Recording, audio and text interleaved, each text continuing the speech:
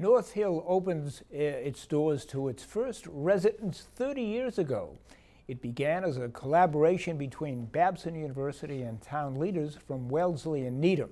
Since then, it's grown over the years, and the residents and staff are celebrating its anniversary throughout the week.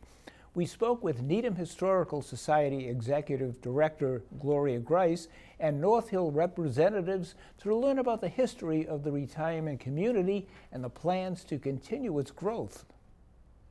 We're doing a living history panel. We're going to have the opportunity to talk with some folks who were either involved in the setting up North Hill from either the North Hill side, the Babson side, or the town side, and some people who've lived here for a very long time, to talk to them about what North Hill was like, how it's changed, what it's done for the town, that sort of thing.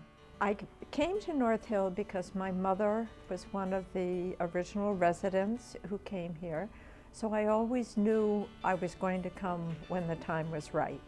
The time was right, and I moved in. I am one of 8 or 9 residents who are here as second generation, representing 7 families who were here originally in the original 1984-85 moving in. We take this kind of senior living facility for granted now, but it was very remarkable when it started, this whole notion that this is a whole new chapter of life. There was an intellectual life and there are activities and a social life, and all these components could be built into a community that was vital and interesting for people. Was really a very new concept, and North Hill was one of the very first. Oh, my mother loved it. She was so excited to find a place where she could move, and we went down right away, and she was really one of the first to sign up. And then while it was being built, she'd make my son or me drive up East Militia Road to make sure it was being done right. And I had thought that was the only one, but no, another woman who's the second generation Zoe Collegian, her mother made her drive up and down the thing as well. So a lot of people were anxious to come in. Well, in the beginning, this organization started out as 341 apartments, which meant there was around 400 residents when you count the 60 nursing home beds.